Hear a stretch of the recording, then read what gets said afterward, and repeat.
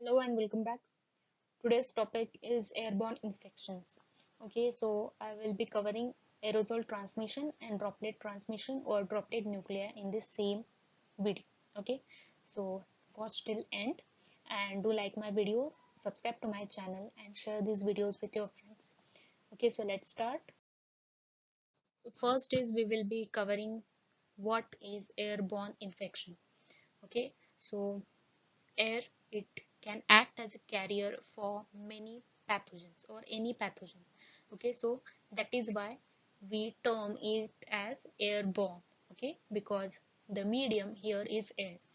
In case of say typhoid, water is the medium which is the carrier for the pathogen. Here the air is medium and that's why we name it as airborne. In case of water, we name it as waterborne infection or waterborne diseases, right? So air is still, it is not a suitable medium for growth of pathogens, but it is able to carry them. Okay, so the original source of the pathogens can be from humans, soil, plant or animal. Okay, any of it.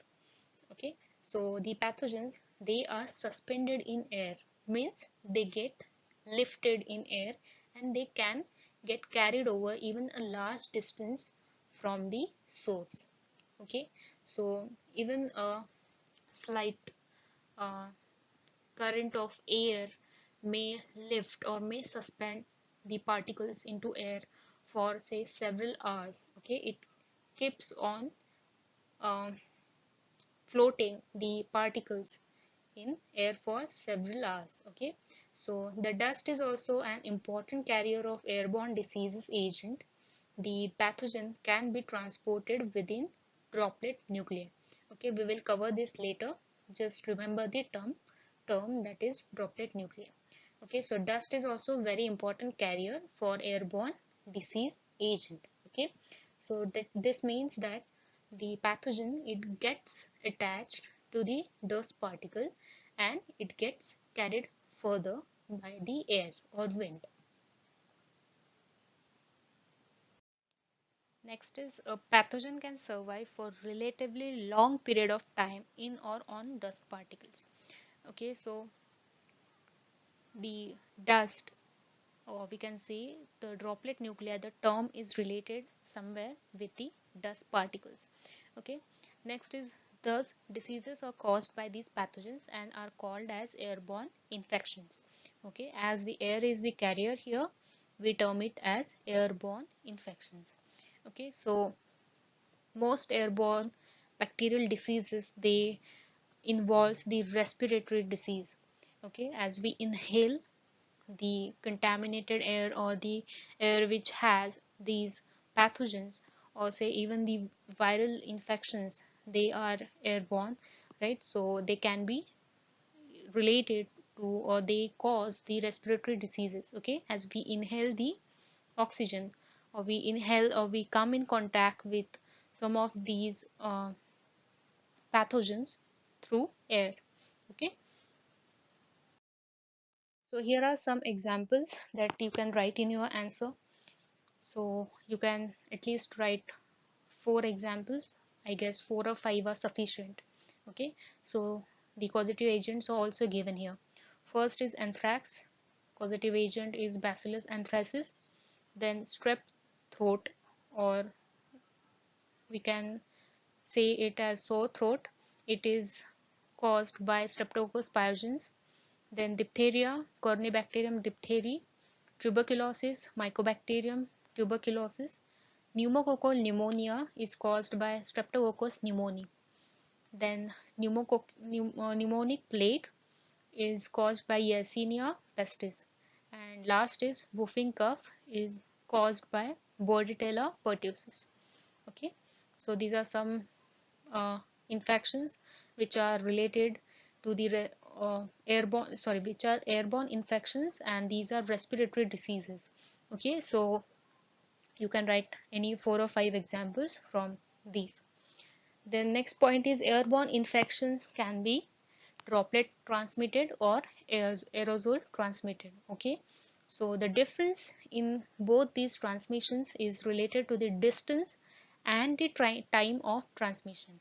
Okay, so the droplet transmission is actually close range, but aerosol spray they travels long distance, increasing the risk of contactless transmission, right? So even you don't come in contact with that person, you come in contact with the contaminated air, okay, or the air which has these infectious aerosols, right? So even you are not in contact with the infected person, due to air you may get the infection.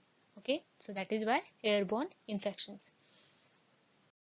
Yeah, so this is the description about droplet and aerosols.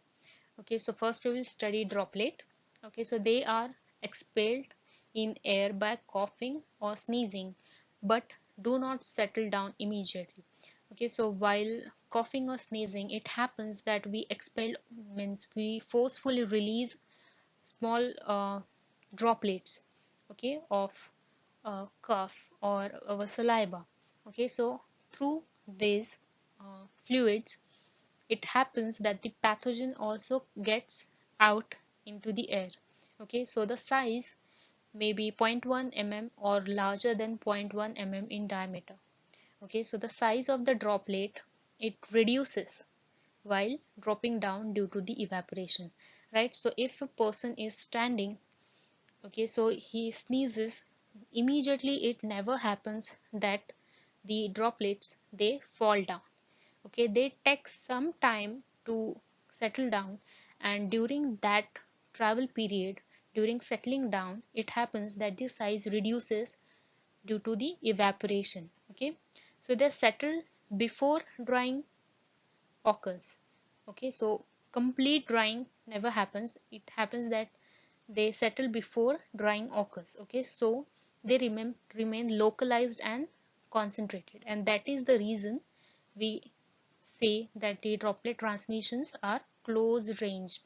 Okay, because the droplets they settle before drying. Okay, so the infections caused by droplets are known as droplet infections. Here you see the term droplet nuclei. So what is that? So the dried residue of droplets and its size is less than 0.1 mm. Okay, so this is the dried version of the droplet. The time for which they remain suspended in air depends on the activity of environment. Okay, so the droplet infection may become airborne infection when the large droplet evaporates while settling down on the floor, and then they get lifted into the air by dust. Okay, so if due to the dust the pathogen or the droplet is attached, or the droplet which has the pathogen gets attached to the dust and gets lifted into the air, the particular infection is known as droplet infection. Okay, and the dried version of the droplet is known as droplet nuclei. Okay, so the size is here less than 0.1 mm, whereas the size of droplet we saw is 0.1 mm or larger than 0.1 mm. Okay, so this was about droplets. Next is about aerosols. Okay, so these are biological particles suspended in air, are known as aerosols. Okay, so the atomized fluids which are dispelled by force from any source are called as aerosols. Okay, so the size here is very small. Okay, that is 1 micron to 50 micron or less or more. Okay, so the particles may consist of a single organism in free state or clumps. Okay, so the aerosols they may have single organism or two or three or even in clumps. Okay, so depending on the severity of the infection, the organisms number of organisms may vary in the aerosols. So sometimes microorganism is not free floating, and it is adherent or it is adhered to some substrate such as saliva or dust which are floating. Okay, so here the saliva uh, the microorganism is attached to the saliva or dust which is floating in the air. Okay, so most viable particles, there is spelling mistake, I'm sorry for that. So the most viable particles found in air are spores, and as the conditions are not favorable for existence of vegetative cells of viable organisms, you will find more spores in the air other than the vegetative cells. Okay, so the spores, they survive for relatively longer time and are carried to a considerable distance. Okay, so the state of suspension plays very important role in settling velocity of organism from air. Okay, so next we will be studying about state of suspension. Okay, so here the main difference is the distance and the time that matters in case of droplet and aerosol infections. So the size of aerosols is less than that of droplets. So we can say that due to the size also, the droplets, they get settled down very fast, and the infection, it is close range, okay, or it remains concentrated, right? So next is related to the state of suspension. So remember, the suspension here, it means the lifting of pathogen or dust particle or saliva. Okay, so the organisms which are suspended in air are rarely found in free state. That means they are attached to a floating particle such as saliva or dust, right? So it has been established that air is capable of transmitting infections, especially those which are related to the respiratory tract, right? So we had seen that before. So the settling velocity, right? So the main term which is very important in differentiating both the droplet infections and aerosol infections. The first point is organisms in free state are very slightly heavier than air, and they settle down slowly in the atmosphere. Okay, so a gentle air current is capable of keeping them in suspension for indefinite time. Dust particles attaching organisms, they settle down rapidly and remain in atmosphere for shorter period of time. Okay, so the settling velocity, it plays a very important role, as the substrate to which the pathogen is attached, it becomes heavier and it gets settled down very fast. Okay, and if the organism is in free state, then it settles down very slowly in the atmosphere. Okay, so this makes a very huge difference, as the pathogen which is adherent to a floating particle such as dust, it does not get carried away for a long distance. It settles down very fast and the infections remain concentrated. Okay, so this is the main difference here, and you need to understand this and write this point in your answers, right? So next point is droplets which are expelled into air, they do not necessarily fall immediately to the ground within a short distance from their source. While dropping down, the size of droplets decrease due to evaporation, and they remain suspended for longer period of time as their size is reduced. Some droplets are of such small size that complete evaporation may occur on falling from the height of 6 feet. Okay, so these are some points that are very important while studying a particular infection. Okay, so here is the example. Very important factor in case of settling velocity of organism in air. Okay, so the state of suspension also matters. So when there is a free floating microbe, then it settles very slowly, right?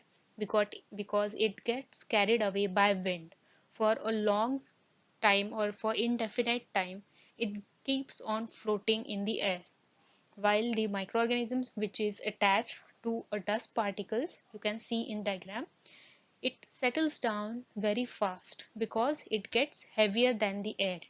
Okay, and that makes the huge difference, right? So this was about airborne infections. droplet infections and aerosol infections, or we can say droplet transmission and aerosol transmission. Okay, so this was a very short and basic video related to airborne infections. Thank you for watching. Please like these videos, share these videos with your friends, and do subscribe to my channel. Thank you.